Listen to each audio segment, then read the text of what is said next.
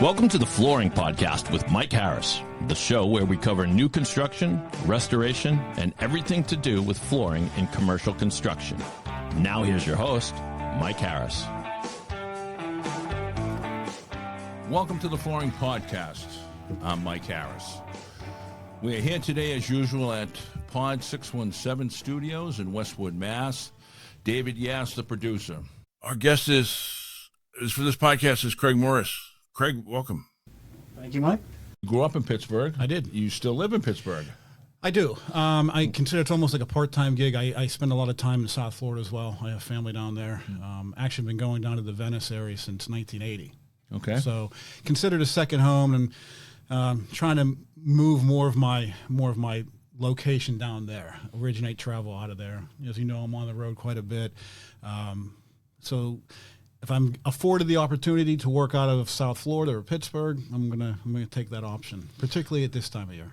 All right, and I know you have a little connection with Cape Cod, but we'll talk about that in a little bit, okay? Why don't you tell us, you've been with Ardex now for 16 combined? 15 years. In April, I believe it'll be 15 years. 15 years. I know it's combined. You had a little stop off in the middle. I did. Why don't you tell us what you do with Ardex and, your journey through Ardex right now? Sure. I mean, in Ardex, it was very fortuitous. They came to me back in 2009 asking me to apply for a open position in their technical department. At that time, it was for their Tower and Stone division. So I came in and interviewed. It went very well. They decided to go with another candidate who had more commercial experience than I did, which was totally understandable given the market that Ardex deals in. However, it went well enough. The interview went well enough that they considered me for a new position that they were thinking about, a technical claims administrator. And they asked me to interview with Seth Bavarnik, who was at that time the manager of the technical department. Asked me to interview with Melissa Alliston, who was the technical writing supervisor. So I interviewed with her. Things went very well. And they brought me on in November of 2009 as their the newly established technical claims administrator. Spent about three years in that position. Was fortunate enough to be elevated to the manager of technical service for Ardex North America. Spent about 2 and a half years in that position. And then I decided to make a jump to another manufacturer. There just seemed to be a little bit more opportunity with this other manufacturer in terms of opportunity to get to a director level position. Made the jump, found out rather quickly it was probably a mistake, definitely a mistake. Fortunately enough, I didn't burn any bridges at Ardex. It was a great company with great people, so maintained those relationships and let them know of my displeasure, and they actually were able to find a new position for me about 18 months later. And we've worked together since from day one, and I know you were involved with claims at one point with Ardex. Oh yeah, and which is always a tough position because people are upset when there's a claim, when the situations go bad, and I know it was always your job to find out why that situation went bad. But your new position at Ardex right now is what? It's called a business development manager, specifically for what we call the architectural surfaces. And what that is as opposed to what we were used to in our world, the underlayments, preparing a floor to receive a finished floor covering. These products actually are the floor covering. These are the polishable overlays, both the micro toppings and the polishable products. I'm also responsible for what we call the engineered concrete repair system products. Those products that go in and address structural issues with the concrete to repair them back to full load-bearing capability, and then also topical products that go in and dress that concrete you just prepared or repaired to return it to an aesthetically pleasing or aesthetically beautiful surface without having to replace the existing concrete. Right. And one of the benefits of you and your personality and your skill set, in my opinion, is the fact that you are very skilled in your knowledge of the flooring. Thank you. But you're also you can talk layman's terms. You can situations that come up. Not only are you very knowledgeable, but you're very very easy to talk to. People understand you. People like you. I've talked about this on the podcast many times. People enjoy dealing with people they like, without a doubt. And people you like is somebody you'd like to go out and have a beer with, and just from all the customers you've dealt with in the Boston market, being an out-of-towner. You've gotten along very well with all of them, and it's kudos to you. And that's well, and I appreciate that, and that's actually a badge of honor for me to earn that trust of folks, who oftentimes you're coming across in a very bad situation. Yes. I mean, a lot of times, when you do in the sales world, I mean, it's a very positive reaction. Well, I used to tell folks, not just you, but other sales professionals who go into market for a claim situation. I always used to say, before you go in there, you be the good cop, I'll be the bad cop. I don't want you to burn your relationship with this customer. Let me do that. But that didn't allow me to go in there, like a loose cannon. I still had to be able to parse my words and speak, and also help you maintain that relationship. And as you know, those can be very, very sticky situations. Absolutely can be, and I think one of the best attributes of Ardex was that they were never cut and dry. They were always wanted to maintain that relationship. They always wanted to, first and foremost, fix that situation, right, whatever the situation was or would be, and keep that customer. And I always say you can make better friends in a problem than you can in a good situation. Exactly. I mean, how you deal with somebody when everything's going great, that's easy. Yeah. When the relationship hits a rough spot, can you navigate that and still come out, looking out for each other and still having that positive relationship with each other? That takes a little bit more doing. That's right, and you do a very good job of that. No, thank you. So you grew up in Pittsburgh. Correct. And how did you get involved in the flooring business? Well, that's an interesting story.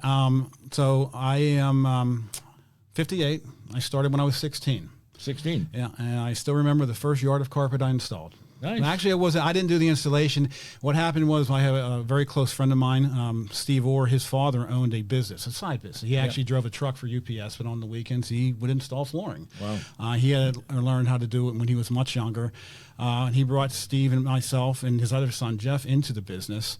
And we were the installers. And when I was 16, Steve reached out to me. He said he had a bedroom to do, and he needed help moving furniture. Yeah. And that was my first room of carpet. Helped him move furniture. Was a scrap boy. Was a gopher for a few years. And I just took to it. I always felt myself to be a very handy individual. I always liked to work with my hands and do home improvement projects. So it just resonated with me, and I just followed to its logical end. Yep. And you were in the service? Correct. I spent 4 years in the service. That's an interesting story simply because it was a little bit of a roundabout way. I didn't go in right after high school like most folks do. Oh, you got arrested and they said go to prison or go to jail. They said I'm only kidding. I'm only kidding. That's actually a funny story though, because when I was in basic training, they asked all the new recruits the reasons why. Why are you here? How many of you are here because it was your only choice? Because and literally probably half a dozen hands went up. Yeah. So it was at that time in the early 90s that was really going on. Yeah. But for me, no, I went to college first. Okay. I majored in, it's going to sound odd, I majored in political science in the attempts of being, wanted to be an attorney. But when I got in there, I found an affinity for Russia, Soviet Union. Remember the big bad Soviet Union and the really? Eastern Bloc? Yeah. So Russian was my minor, Russian East European Studies. In my senior year, actually, I applied to the CIA, was accepted. And unfortunately, it was the same year that George Bush Sr., the first president, George Bush, you probably remember this, read my lips, no new taxes. Yeah. And they shut the government down. Wow. So any new job offers that were made, they were immediately rescinded. No kidding. Yeah. So that went on, and I was devastated. And I thought, well, in the interim, I'll just go back to installing full time. And then I had this great idea. I'm going to join the Army, get my security clearance, and I'll go in that way. Wow. And that's what I did. I joined, went into signals intelligence, got my top secret level 3 clearance. It was funny at the time, we all made jokes inside the service that we had a higher level security clearance than Clinton, so because we were more trustworthy. But anyway, that's another story. So yeah, I kind of went in a different way, and then I got out 4 years later. Not a lot going on. I was able to, luckily, snag a job in the IT industry based on my computer experience that I had learned when I was in the Army. I spent 6 years in the IT industry, initially with a .com startup, which was very successful, and then IBM for 4 years. Oh, wow. Yeah. So instead of you being in Iran or Venezuela right now, you're in Westwood, Mass. Yes, I am. It's good to hear. Good to have you here. I am happy to be here. I love this area. Absolutely love it. Also, too, growing up in Pittsburgh, I know you have 4 brothers, so 5 boys. 5 boys. God bless your mother. She did it on her own, too. And she was on her own, raising 5 boys. Wow. I do like the town of Pittsburgh. Been going there for 35 years and kind of watched it develop and watched it, quote, get better. Same thing happened to the city of Boston, 35 years ago. It wasn't great. Now it is. Just look at the South District, right? Yeah, and Pittsburgh has really developed over those years. Why don't you, tell us a little bit about your brothers, and you're the youngest of the crowd, right? I'm the baby. Yeah. Yeah. Oh, so you must have had a lot of learning, a lot of teaching going on. So there. You can imagine the baby of 4 brothers. I can't. And 4 brothers who were into wrestling at that time. Do you remember the WWF? Absolutely. Vince McMahon, Bruno Sammartino, who was a Pittsburgh native. Bruno's from Pittsburgh? Oh yeah. Oh wow. Oh yeah. Ric Flair. They practiced their wrestling moves on me, so as the baby. So, just as the youngest, it's just tough and job. Sure. But 4 brothers, yes, kind of scattered to the wind now. One. I'm the only one remaining in Pittsburgh. I have 1 in Connecticut, 2 in South Florida, 1 in Sarasota, 1 in Venice, and then my oldest brother, Buddy, who is actually the strength coach for the Arizona Cardinals. Yeah, I know. I remember you telling me that story, but elaborate on that a little bit because we're football player and everything. Yeah, I think like most people. You don't really pick your job. Your job picks you. Yeah. You kind of back into it. And it was kind of similar with him. He was a standout track and star athlete at our high school we all went to, South Park High School. He actually still holds the record for the 100-yard dash. Wow. Yeah, over 50 years later. So he got a scholarship to Indiana State. Didn't really sit well with him. Couldn't adapt to the change and the change in the geography. So he came back to Pitt. University of Pitt. University of Pittsburgh. Yep. And I believe it was his junior or senior year. I think it was his junior year he tore his hamstring. And while he was rehabbing it, he was using the same weight facility that the football players were working out in. And for whatever reason, he just started, spotting the players and helping them out. And like me with flooring, he developed an affinity for, weight training. Sure. And the players really responded to him. And the word got back to Coach Jackie Sherrill, who was coach at Pitt at the time, that you need to take a look at this kid. He's a good motivator. He's somebody that has helped us excel in the gym. So Sherrill interviewed him and said, "You're hired." So he was there, started in 1980. He was there for the I just talked about the 1982 Sugar Bowl, that great game where John Brown, I think 13 seconds left and 4th down, and made that great catch in the end zone to beat Georgia in the Sugar Bowl. Yeah, so who was the quarterback? Danny Marino. Danny Marino, that's right, yep. And you can imagine, at the time he was 24, 25. I was 14. So in the summers, I would go with him to down to the Pitt locker room, down to the Pitt weight room, which is known colloquially as the Pitt Ironworks, which is a name that he coined. But I would spend summers down there with him. And one of my favorite stories there was, I believe it was the summer of '81. I was just sitting in the weight room, waiting to go to lunch. I don't even particularly remember why I was waiting, but in walks Danny Marino. And of course, he was a well-known quarterback. Yeah. I mean, Division I school. And he was a Pitt kid, He right? was a Pitt kid. He grew up in Oakland. He looks at me, he points at me, he goes, "Come out here." We got in the locker room. Next thing you know, he reaches in the locker and pulls out a football, and he says, "I need to warm up." And I just start catching football with Danny Marino in the Pitt locker room, years before he became the first ballot Hall of Famer that he eventually did become. But looking back at it at the time, it's just like, okay, well, I didn't think twice about it, So, but a lot of good fun stories that my summer spent down there. Well, also too, I think. I don't know if you told me this or you sent me this about your brother Buddy, when is the strength coach for the Arizona Cardinals. I think it's on Fridays in the weight room with the Cardinals. He gets to pick the music, and I think because he's how old is he now? Well, let's see. I'm 58. He's 68. Yeah. 68, and obviously the players are a little younger than him, and he picks I think the 70s funk. Aerosmith, AC/DC. Yeah. He might throw a little Earth, Wind, and Fire in there, though. Yeah, But, as the music's blaring, as the players are working out, I thought that was pretty cool. It's his responsibility not just to educate the players on weight training, but also on what really good music is. Yeah, exactly. Getting back to Ardex, now you're running the surfaces division, which is anything that's not covered. Yeah. So I have a colleague, Tim Ellison. Yep. He's based on the West Coast, so Tim will cover everything west of the Mississippi, and I'll cover everything east of the Mississippi. Now that doesn't restrict us, to a hard line. Sure. If he's got some obligation that he can't fulfill a request, then I'll go his way, and vice versa. So he and I are a good team. And yes, you are a very good team. And the 525, that's the newest? That is the newest, and that is the one that we've been very happy with. It is the one that simulates the look of a polished concrete slab most effectively. Is that the most popular topping right now? I would say 525 or 521. Yeah, and those two I think have received the best. Have received the best input or feedback from the field for sure. And I know, I've been out of the market a few years now, but I know the processing, the diamonds have changed quite a bit. Why don't you just run us through maybe the last 10 years of polished toppings compared to polished concrete?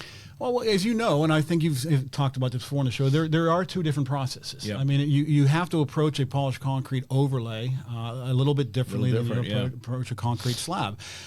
In my estimation, the costs associated with an overlay, there's going to be additional costs involved with placing material, but you're going to get a far better look simply because the process has been streamlined. Yeah. I mean, Ardex has worked with every manufacturer of the equipment and tooling out there, and virtually all of them, to identify what equipment and what tooling works best on these products.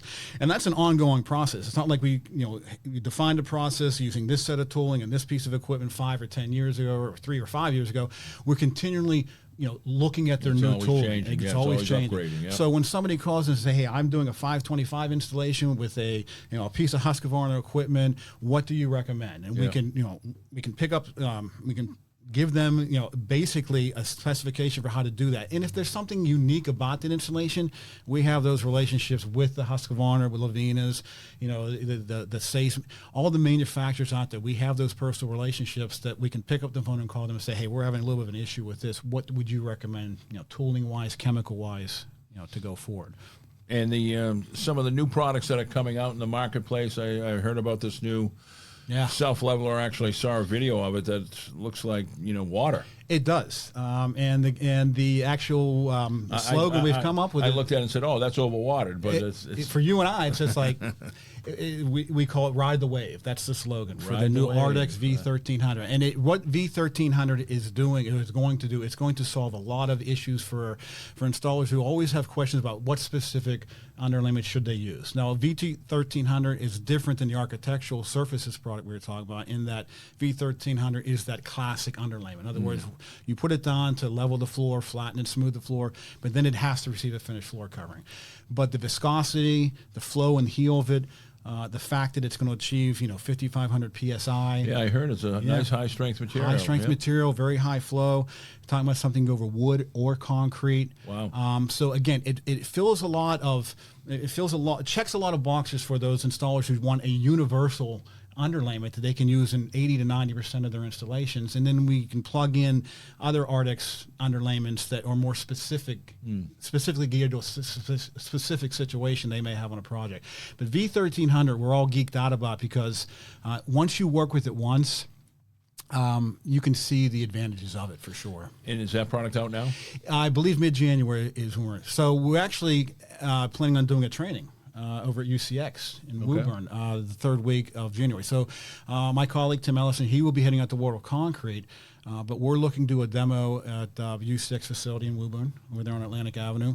I believe it's January 22nd. Okay. So we're going to talk about 525. We're going to show that being processed. We're going to show our pour and what we call our pour and seal products like 520 and 530, where we just, to refresh a concrete slab, to present a new concrete look, pour it, come back 24 hours later, put a sealer on it, open it up to traffic. Good. You'll have the team there, Bill and Barry. Bill, Barry, Nick, Steve. Steve will be there. Nick will be there. Oh, yeah. Because Ardex has blended the tile and the underlayment people That's together. correct. For right? those of you who don't know, Ardex no longer has a town stone sales force and what we call our core sales force. They're all together now. The reason being is simply because we believe we can provide better customer service to the contractors out there, the architects, designers, by having more boots on the ground, basically. Yeah, no, it's a good idea. Good idea. Yep. And, Steve Hilton will be there. Obviously, he's probably setting it up at his place. He is. And we're going to have other manufacturers come in with their products, a demo. We've had partnerships with companies like Metzger McGuire and Prosoco. We'll help, show some of their products and how they work, hand in hand with our products. Yeah. And that's what Ardex likes to do. We like to come up with a holistic solution to these, particularly the polished surfaces products, where we can, pull from very reputable manufacturers to give you an installation recommendation that takes you from, properly prepared concrete all the way up to a 800 or higher polished concrete overlay. Yeah. I remember a job, ring your memory here, where we did back in the day over aluminum at Boston University. Remember that we one? both learned a lot on that, didn't we? We both went to school on that one. It was... I remember, it was working with Jose at Jose Lopez at Allegheny. Thank God they were small rooms. Right. And I'm not sure why the floor was aluminum, but whatever was going in that room, had it. And I remember we chatted, and you said, well, let's get in there and grind that floor with a swing buffer, scratch it up quite a bit. And, K60 would be a great product to use there. Yep. And I think we did 2 rooms, and we had a nice big bubble in the middle of the room. Yes, we did. The interesting part of that bubble, the bubble was probably at least 2 inches off the floor, but it never cracked. No. Just didn't stick. That's only because K60 has such good flexibility. Yeah, exactly. So we got on the phone with you, and we started talking about it. And I can't remember if you made the call or if I made the call and said, well, obviously they didn't scratch it up enough. Mm-hmm. So let's get that swing buffer in there and, and prep it better. And they redid it, and it actually even came out worse because, as we find out afterwards, aluminum and wet cement don't like each other, right, and forms a gas. And me recommending to go in and buff it more made it even worse. And then you found out, from Germany, and go in there. Well, that's the thing. You got to remember my background. I did go to college, but my major was political science. I have been a flooring guy for all my life, not a science major. So I was learning on the fly. And sometimes the way you learn on the fly is by having experiences like that. And so, after that happened, we did some research, got on a call with Germany.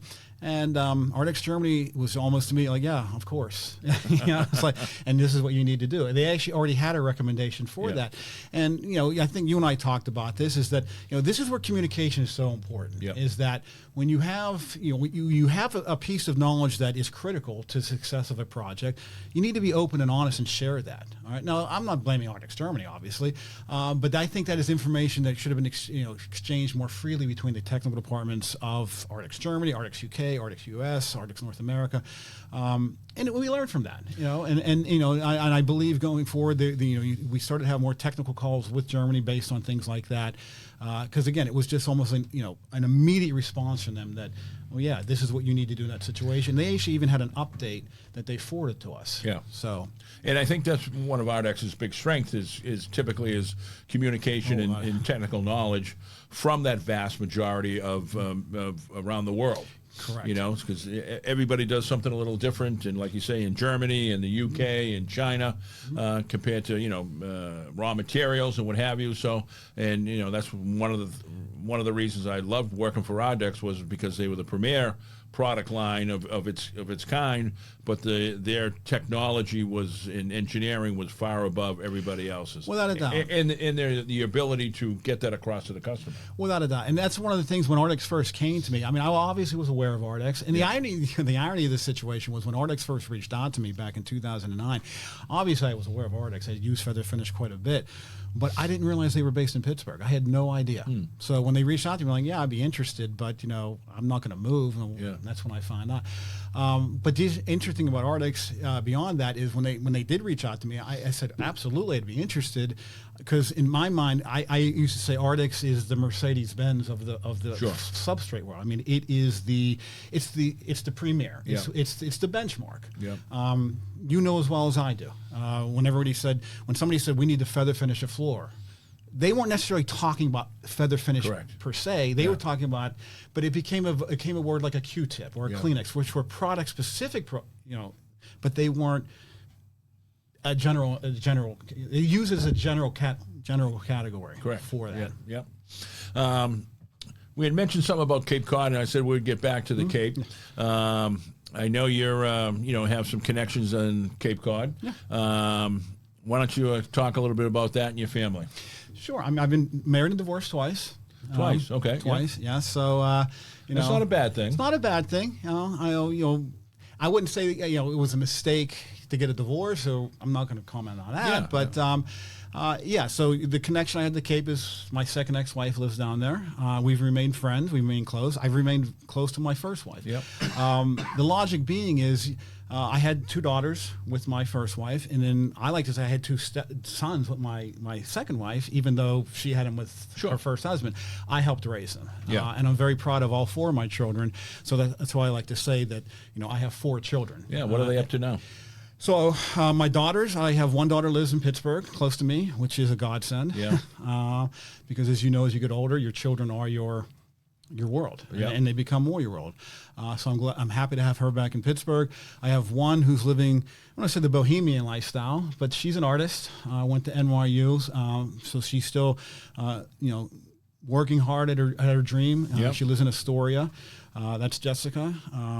Julie is the one that lives in Pittsburgh. Brandon is my stepson who lives in Worcester. Works for the library system up there. And then my stepson Jeremy, he's a chief of a boat in the United States Navy. Wow. USS West Virginia. Yeah, very proud of him. How long has he been there? Let's see. Jeremy went in 2010, I believe. So he's going on 50. He's going to retire. Wow. He's going to retire. Yeah. Oh, that's great. Good for him. Yeah. We had Dave Panetta on the podcast You did. a few times ago, and I know you've worked with him with the union, up in Milford. Yes. Yeah. Why don't you tell about your little history there? So we like to work with the unions throughout the country. Yeah. That's one of our key groups we like to get in front of, and part of the reason is because Ardex has those products, and we have the customer service that we think we know are superior in the market. Yeah. And we want to get in front of a group of folks who have made a conscious decision to make this a career. If you're going into the union, you're going to be there for the long haul. Okay, so you want to teach them the proper installation techniques. You want to teach them proper protocols. You want to teach them proper products to use as well. You want them to understand that you need to identify those products that are going to solve the problems for you the best way, and also have a level of support that if you do run into a situation, they're just a phone call away. So we have made that union group a key component. And the work we've done with Dave in the past, we've worked with his apprentices on teaching them the polished overlays, in particular, some of the ECRS products like our Ardex CD, which is the exterior micro topping. And when you get in front of a group of younger apprentices, you're typically talking about an age group between 20s and sometimes mid-30s. You're still talking about an age group who still has 20 or 30 years left. Yeah. As an installer. Okay, and if you build those loyalties early on. And again, those loyalties don't come simply because you show up and teach them a class. The loyalties are earned because you're showing them better products, procedures and protocols to follow, and you're giving them the contact information of somebody like myself or the Ardex technical department, who are going to be there no matter what time of the day or night to pick up and phone and answer any questions you may have. Because one of the scariest things in the world is to be on a project after hours and something goes wrong and you don't know who to reach out to. That's right, and that happens more often than not. It does happen more often than not. So I tell, every time I conduct a training, I let the folks know that I am twice divorced. My kids are all raised, so I'm just looking for something to do in the evening. Right. So don't worry. Reach out, give me a call with just the weekend. And I've taken plenty of calls on the weekends. Yep.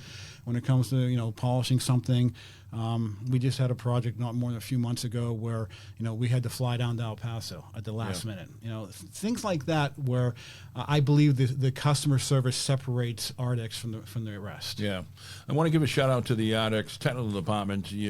You work for Seth or Pat? No, so I did. So Seth Bavarnik is the director. Yeah. Seth's the one who actually brought me on board. So I'm always going to be eternally grateful to him. Pat Cunningham is the manager of technical service. Yep. Pat and I have a great relationship, both in the office and out of the office. And that helps because, you want to know that I can call Pat and he and I are banter back and forth. He'll be a little bit more conservative. As you know, Seth and Pat can be a lot more conservative than I can. And we'll battle back and forth, but it's a good discussion, and they'll meet us halfway, and sometimes we'll back off and we realize, you're right. So, but again, it's give and take, and they're always willing to consider new situations and pushing the envelope of some of these product recommendations. Well, I really appreciate Pat and Seth for what they do and what their responsibilities are. Did you ever work with Bruce Newbro? I did. Yeah, I was very lucky to work with Bruce. We're all very lucky to work with Bruce. We lost Bruce way too young, but Bruce was phenomenal. I think he was a huge part of building Ardex. Building Ardex, I would say building the industry. Yeah. Pioneer, the developer of Feather Finish. Somebody who just was a mentor to me. Yeah. He was actually the one when they elevated me to the position of manager of technical service. I'll never forget him coming to my cube and congratulating me. And of course, he had a big hand in that. Yeah. And him telling me, look, you have to understand. There's what we say Ardex products can do and what we know they can do. Yeah. And in the hands of the right installer, you feel free to push that limit a little bit. You're welcome to do that, because if you're just going to read from the technical data sheet, you're not going to do your installation group, your installer group, any favors. Yeah. And the last bit of advice he gave me, he said, just remember this. He goes, if you do get into a claim situation, which is going to happen. Like he said, if you don't want to have claims, don't sell product. Right. Okay. So when you get into a claim situation like that, if you can stand in front of our CFO, Lori Angelo, and explain to her why you made the decision you made, and it's logical, she's never going to ding you for that. Right. If you stand in front of her and say, well, you know what, I just had a feeling, that's a little different. But if you can justify why you said what you said or why you made that specific recommendation, you're never going to get in trouble for that. Yeah. No, I love Bruce. Bruce was actually on. I think we did the first. Moisture mitigation sand broadcast at Boston Scientific back in the day here. And I remember. Bruce was on that job with Peter Craig. And what is the system called when we do? The Go Early system. Yeah. And we did 3 days. Yeah, we did that. We were, putting epoxy down on concrete hours after it was poured. Thought we were crazy. But it worked. Thought we were crazy, and it worked. That's right. So I love Bruce because technology, he was so strong. He was a great communicator. He was funny. He had a great sense of humor. Great sense of humor. And of course, he was a Mass guy. Yeah, he was. Exactly. He From was. Springfield. And not only was he a Mass guy, he was a Mass guy that went to Northeastern. I was just to say, that's like something I did. Yeah, exactly. So he didn't put the helmet on. He didn't put the pads on, though. No, he did not. We had a lot of similarities. That's one of the reasons I liked him a lot. Yeah. One of the great things about having Bruce there, beyond the fact that, again, he was such a trailblazer in the industry with the feather finish and just the things he did for Ardex, is we have his son now with us, Stephen. No, Steven's come up to Milford with the unions up here. And he's got his dad's personality. Yeah. And he's got his dad's intelligence, by the way, as well. So nice. He's that next core, he's that next crop that's going to come up and take Ardex into the next phase of our development. And I think he's very situated to do it. A couple guys, other guys in that technical department, you've got Thomas Utley, who's doing a wonderful job. Dan Passator, who's doing a great job. You've got some really good talent that's there. I'm very hopeful for the future. The thing about Ardex is, and I'm sure you know this, as somebody who worked for a company that you love and admire, and you were proud to say you work for them, the success goes beyond what you're experiencing now and here and now. Okay, whether it's the financial success, the spiritual, the how it feels to you, spiritually, that's great. But if you leave and the company collapses, what did you do? Right. You want to have that legacy. You want to know that this is going to continue beyond you. Okay, I think it's the reason why we have children. You're leaving something behind. So I like the knowledge that you have this young group of guys coming in to the Ardex technical department because that's what I'm most familiar with, and I'm very hopeful. Like I said, they're going to be able to keep Ardex not just afloat, but again, the trailblazer, the company that's really establishing the benchmark for the industry. Well, I also think, and I that's great to hear, and I also feel that the hierarchy at Ardex too, again, are just good people. It's I hate repeating myself, but you like working with good people. You like working with people that are like-minded, Yeah, and again, you have that younger group. You have the Jesse Davis. Well, Jesse's more my age, but he's provided a very firm hand, guiding us along these last few years, particularly through the pandemic, which, as you know, was a very challenging time. Very challenging. Ardex was one of the few companies out there that was able to maintain those supply chains and keep them open and deliver products. So that's a very real big testament to our senior leadership. The Jesse David and the younger group, the Ben Max and the Greg Hunsikers. Greg's my direct boss, or was. I'm actually now appointed Dan Costanza. These are a group of guys who have just shown just an uncanny ability to, like I said, navigate some very difficult waters over the last few years. Yeah. And you see this constant, steady growth with Ardex, not just in total revenue, but you're talking about in volume and market share too. So. Yeah, and I like the fact that they are always coming out with new products. That's the innovators. They're always looking to buy other companies. Yes. Which is great, because that's how do you grow? Well, you grow with new products, new customers, or you buy somebody, and it's tough getting new customers. It's tough developing new products, and so buying a nice company here, a nice company there, which I don't know how many companies they own now, but and that's the thing. You have to recognize there are other companies out there to do things better than you do. Yeah. But they're complementary to what you do. Yep. But they're more focused and keyed in on that a more specific segment. They're more lasered in on that. But again, it's something that complements your suite of products. So you identify that company and say, well, they'd be a great fit for Ardex. Ardex has never been gun shy about pulling the trigger on acquisitions where it makes sense. Yeah. That's great. Craig, we've worked together now, like I said, ever since you've been with Ardex. Never had a bad moment with you. Nor I with you. I got to tell you, I always respected working with you. Like I said, every time I'd come into market, I'll pick you up at 7, and you drop me off at 5, and you couldn't take a breath in that 10 hour. Well, you were here to work, right? We were here to work, and we did. Work we did. And I will say, though, every day ended with a good happy hour.